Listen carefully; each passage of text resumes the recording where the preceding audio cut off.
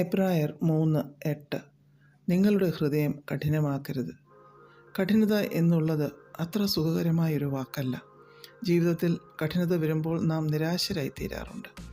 വസ്തുവകകളാണെങ്കിലും ഭക്ഷണമോ വസ്ത്രമോ എന്തുമായിക്കൊള്ളട്ടെ, അതിൻ്റെ ഹാർഡ്നെസ് കൂടുന്നതനുസരിച്ച് അതിൻ്റെ സൗന്ദര്യവും മാധുര്യവും ഒക്കെ നഷ്ടപ്പെടുവാൻ ഇടയായിത്തീരും.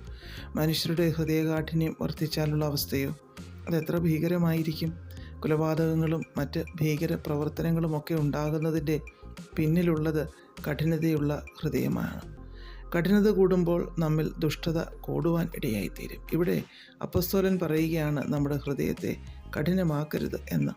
പ്രഭാത പുസ്തകത്തിൽ ഫറവോൻ്റെ ഹൃദയകാഠിന്യം വർദ്ധിച്ചത് മുഖാന്തരം താൻ മാത്രമല്ല ദേശം കൂടി അതിൻ്റെ തിക്താനുഭവം അനുഭവിക്കേണ്ടി വന്നു. ഹൃദയകാഠിന്യം വർദ്ധിച്ചത് മുഖാന്തരമാണ് ദൈവജനത്തെ കഠിനമായി പീഡിപ്പിച്ചതും ദൈവകോപം അവരുടെ മേൽ വീഴുവാൻ ഇടയായതും. സങ്കീർത്തനം 95:8 സങ്കീർത്തനക്കാരനും പറയുന്നു, നമ്മുടെ ഹൃദയത്തെ കഠിനമാക്കരുത് എന്ന്. ഇസ്രായേൽ ജനം തങ്ങളുടെ ദൈവത്തോട് മത്സരിക്കുകയും അവരുടെ ഹൃദയകാഠിന്യം നിമിത്തവും മത്സരം നിമിത്തവും മോശയും അതിൻ്റെ പ്രതികൂലത അനുഭവിക്കേണ്ടതായും വന്നു. യിരെമ്യാവ് 17:9 ഹൃദയം എല്ലാറ്റിനേക്കാളും കപടവും വിഷമവുമുള്ളത് എന്ന് പറഞ്ഞിരിക്കുന്നു.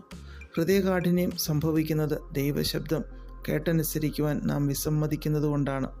ദൈവത്തെയും ദൈവവചനത്തെയും ബഹുമാനിക്കുകയും അനുസരിക്കുകയും ഭയപ്പെടുകയും ചെയ്യുന്നവരുടെ ഹൃദയത്തിൽ നിന്ന് കഠിനത മാറി അത് മാംസളമായി തീരുവാൻ ഇടയായിത്തീരും. ദൈവത്തിൻ്റെ പരിശുദ്ധാത്മാവിന് പ്രവർത്തിക്കുവാൻ നാം അവസരം കൊടുത്താൽ തീർച്ചയായും നമ്മെ വഴങ്ങുന്നവരും മൃദുത്വം ഉള്ളവരും ആക്കി തീർക്കും. നമ്മുടെ വാക്കുകളിലും പ്രവൃത്തിയിലും ഒക്കെ ആ സൗമ്യതയും വഴക്കവും നമുക്ക് കാണുവാൻ സാധിക്കും.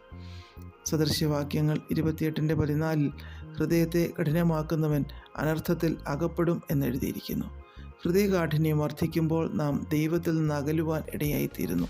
ഈ നാളുകളിൽ നമുക്ക് വചനം കേൾക്കുവാനും മാനസാന്തരപ്പെടുവാനും ദൈവകൽപ്പനകൾ അനുസരിക്കാനുമൊക്കെ ദൈവം അവസരത്തെ തരുമ്പോൾ നമുക്ക് ഫറവോനെ പോലെ ഹൃദയത്തെ കഠിനമാക്കാതെ ദൈവശബ്ദത്തിന് ചെവി കൊടുക്കാം, ദൈവിക അനുഗ്രഹങ്ങളെ പ്രാപിച്ചെടുക്കാം.